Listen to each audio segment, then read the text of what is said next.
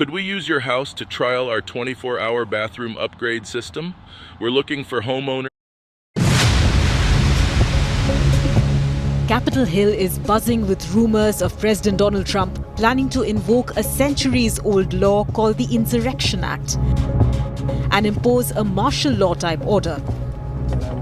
And that could happen as early as the 20th of April.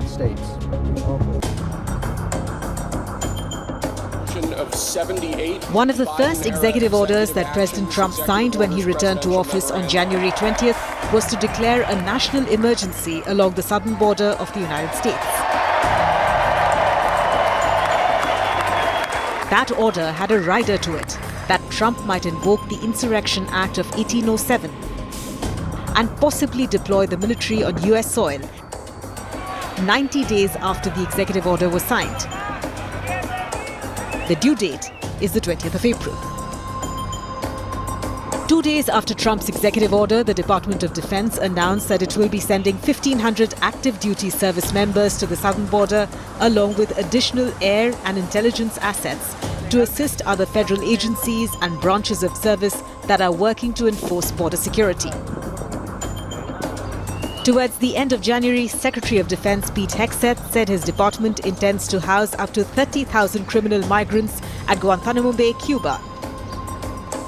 But since then, no significant update has been shared by the Trump administration.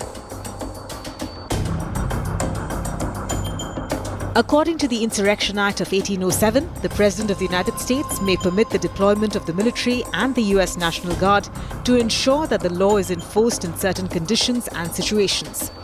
It authorizes the military to completely suppress any rebellion, uprising, or any act of violence or resistance, including that by citizens.